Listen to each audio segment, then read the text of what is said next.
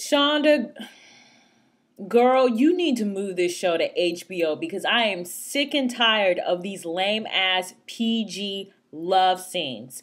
I want to see chocolate nips. I want to see ball sack.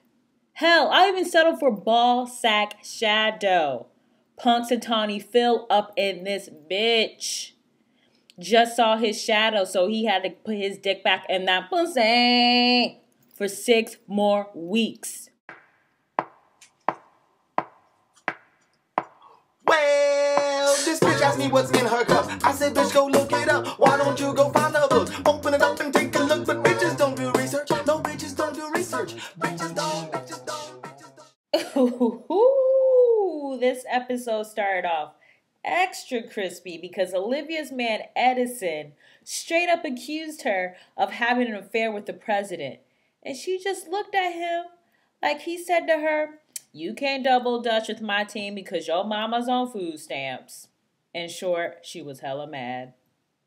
So now we cut to a flashback. This whole episode is all present or flashback. So in the first flashback, we see that Governor Fitz is not having a good campaign towards presidency. Like, he's losing every debate to Reston. He's not polling well. And we find out that he has to win the Midwest in order to win the presidency. So the really weird thing about this sequence is that, like, everyone looks exactly the same except for Olivia. Like, they put on some, like, cheap-ass looking bangs, which is, like, the typical Hollywood look to, like, make women appear young. You wear bangs. You wear bangs, and then you wear a hat that's half off your head so you can see the bangs.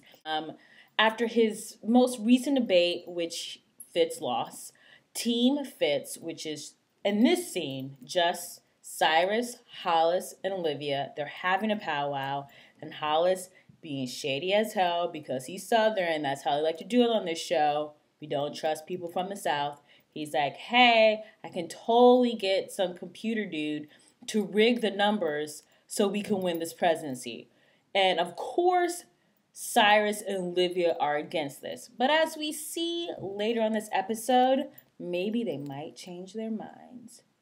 Well, then we jump back to present day because President Fitz has to get out of the hospital because that trifling heifer Sally Langston is still trying to get him to not be president anymore so she can take over. So now he like busts up in the White House like he's a dad who just worked like a 14-hour shift, and he's like, who's got all these goddamn lights on? Do you pay the Con Edison bill? And then she's like, no. And then he's like, well, then unplug your motherfucking curling iron then. So basically, he let the bitch know who was boss. So we go to another flashback where we see Governor Fitz prepping for his next debate against Reston. And his dad, a former politician, shows up to the campaign.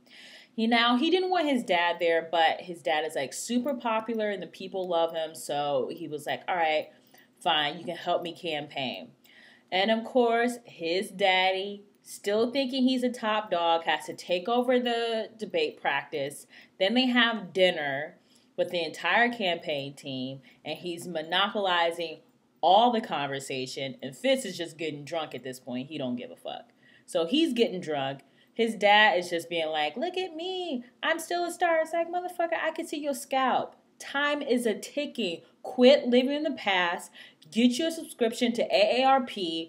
Find you some coupons to go see some movies. You are not going to be alive for much longer. You need to go see Silver Linings Playbook like yesterday. Okay?